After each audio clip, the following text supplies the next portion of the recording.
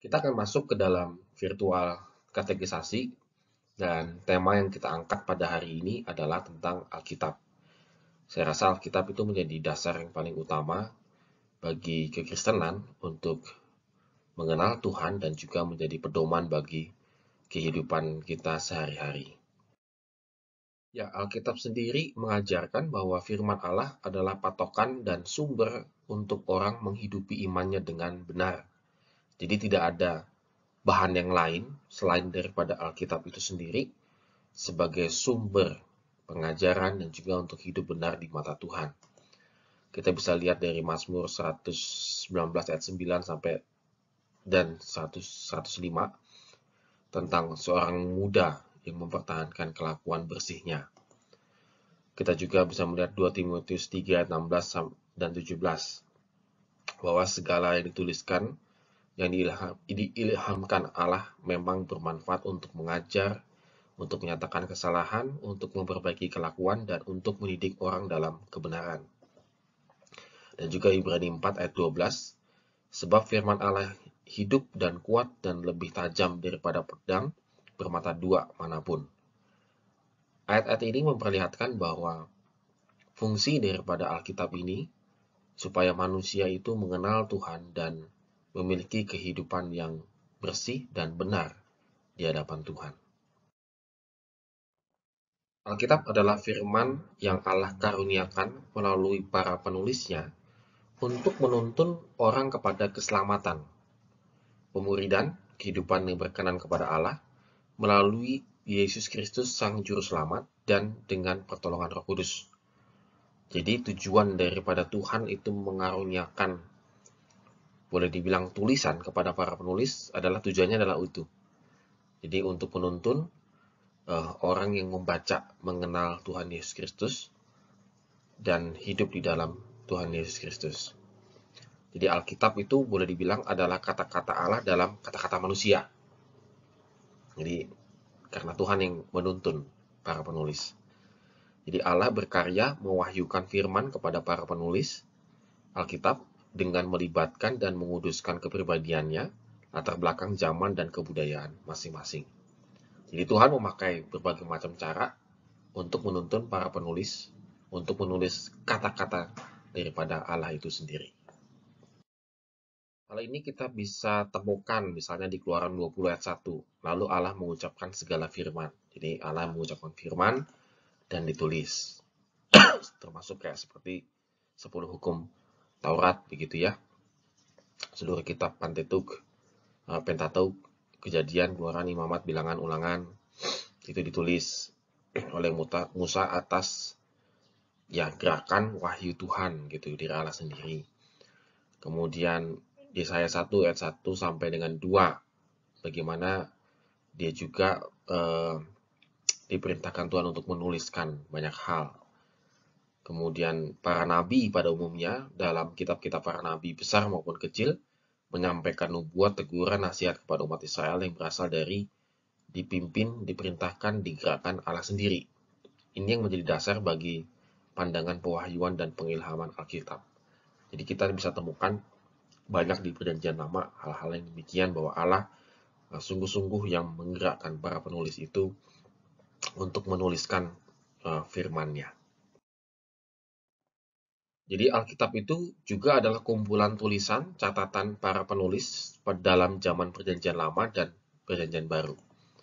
Alkitab tidak diturunkan dari surga ke bumi, tetapi merupakan hasil karya manusia dalam berbagai bentuk tulisan catatan yang bersifat sejarah, hukum keagamaan, nubuat, kumpulan hikmat, puisi, catatan riwayat hidup dan perbuatan Yesus, kisah gereja mula-mula, surat-surat para rasul, dan wahyu kepada Rasul Yohanes, yang tak disadari atau tidak disadari oleh sang penulisnya, terjadi di bawah kepemimpinan pewahyuan pengudusan Roh Kudus. Jadi, Tuhan tetap memakai berbagai macam cara, yaitu konteksnya manusia, untuk menyampaikan firman-Nya. Sehingga manusia yang membacanya, Alkitab itu jadi memahaminya, mengerti. Bahkan si penulis pun memahaminya, apa yang ia tulis, karena Tuhan tetap memakai konteks daripada keberadaan manusia. Jadi Jadi kita bisa mengenali perbedaan sifat tulisan atau jenis sastra kitab seperti contohnya 1 dan 2 Samuel yang berbentuknya narasi, Mazmur, nyanyi-nyanyian, Amsal, hikmat, Ayub juga sama, hikmat, Habakuk, Markus, Kolose, Wahyu. Jadi setiap kitab itu memiliki genrenya masing-masing, sastranya masing-masing. Ada yang sama, ada yang tidak sama. Ada tulisan yang bersifat catatan riwayat atau sejarah. Ada pujian dan doa dan pengajaran mazmur-mazmur. Ada ujaran hikmat amsal-amsal. Ada pengajaran, teguran, rujukan, dan lain sebagainya. Jadi artinya bahwa isi daripada kitab-kitab ini berbagai macam bentuk dan intinya adalah tetap menyampaikan maksud dan tujuan firman Tuhan kepada pembacanya dan juga kepada kita. Kita juga dapat mengenali perbedaan konteks zaman dari era prasejarah, era sebelum terbentuknya umat Israel, era Israel, awal kerajaan, pra-pembuangan, pasca pembuangan, seterusnya sampai ke era gereja. Kita dapat mengenali adanya unsur kepribadian, gaya tulisan khas, cara pandang khusus masing-masing penulis kitab, Alkitab. Ada 4 Injil tentang Yesus Kristus, ada cara pandang saling melengkapi dalam surat-surat kiriman Paulus, Ibrani, Petrus, Yohanes, dan seterusnya. Nah, teman-teman sekalian, ini kenapa muncul gaya-gaya ciri khas daripada penulis. Hal ini menunjukkan bahwa Tuhan juga memakai keahlian daripada penulis Alkitab untuk menyampaikan maksud dan firman Tuhan.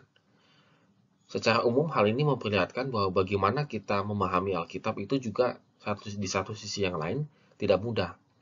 Kita butuh namanya ilmu hermeneutika, ilmu penafsiran. Sehingga kita tidak serta-merta gampang menafsirkan Alkitab. Dengan gampang ya, maksud saya itu dengan gampang itu ya sembarangan, asal main tafsir menafsir begitu ya. Tetapi dengan adanya berbagai macam bentuk-bentuk ini dalam setiap kitab-kitab dan juga ciri khas daripada penulis, maka kita perlu juga kehati-hatian di dalam menafsirkan Alkitab. Sehingga kita bisa mendekati daripada maksud firman Tuhan kepada pembaca dan juga kepada diri kita sendiri. Bagaimana orang percaya harus memperlakukan Alkitab dalam kehidupannya? Orang percaya harus mengembangkan pembaca, perenungan, pemberlakuan ayat-ayat Alkitab secara teratur dan sistematis. Artinya kita harus membaca Alkitab secara sistematis. Hal ini akan berguna untuk pertumbuhan pribadi, kerohanian kita, dan bagaimana menjadi saksi bagi dunia. Alkitab harus menjadi prinsip kebenaran dalam kehidupan kita.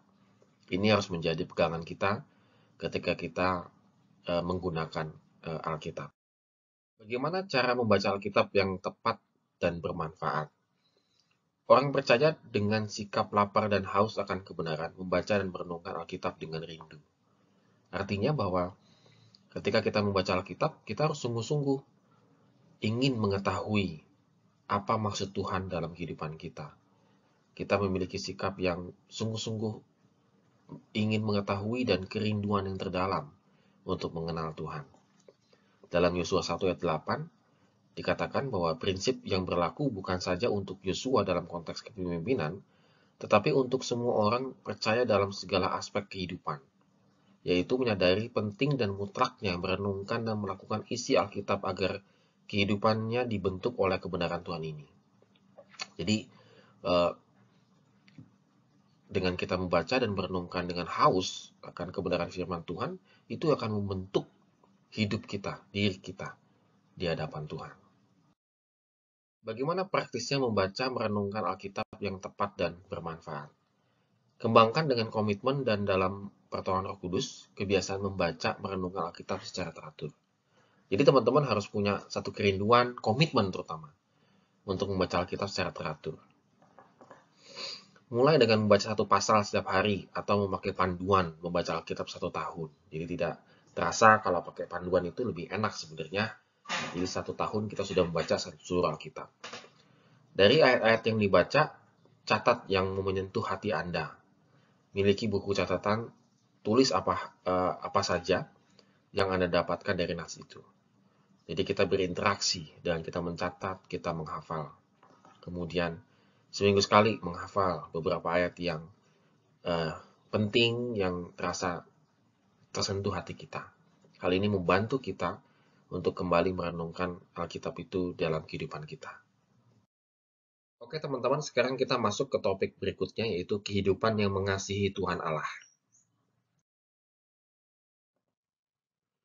Hukum-hukum atau peraturan hidup yang Tuhan berikan kepada umatnya, pada intinya itu bertujuan untuk mewadahi ungkapan persekutuan kasih orang percaya dengan Allah, dan kasih kepada sesama percaya, orang percaya, dan juga sesama manusia. Demikian juga semua perintah, anjuran, nasihat moral yang diberikan dalam surat-surat kiriman para rasul adalah ungkapan dari adanya hubungan sejati orang percaya dengan Yesus Kristus. Kolose 3 ayat 1 sampai dengan 10. Dampak dari mengalami karya keselamatan dan menyatu dengan Yesus Kristus adalah terus-menerus mengalami pembaruan hidup. Manusia lama makin melenyap, manusia baru makin nyata. Jadi teman-teman sekalian, segala nasihat, ujaran, kemudian perintah-perintah dalam Alkitab, itu semua adalah supaya kita menjadi manusia baru. Meninggalkan manusia lama kita, menjadi manusia yang sungguh-sungguh mengasihi Tuhan dan sesama kita. Apa yang harus ada dalam kehidupan orang yang memiliki Tuhan? Seperti kita, orang yang percaya kepada Tuhan Yesus Kristus. Tuhan sebagai pusat kehidupannya. Jadi ini yang menjadi sentralnya itu adalah Tuhan dalam kehidupannya. Hal ini dapat kita lihat dari hukum pertama sampai hukum keempat dalam Taurat ya. Bahwa Tuhan itu sebagai yang paling utama dan memiliki otoritas tertinggi dalam kehidupan manusia. Sehingga Tuhan itu harus ditempatkan sebagai yang paling tertinggi. Banyak orang Kristen yang tidak melakukan hal ini, menempatkan Tuhan itu belakangan.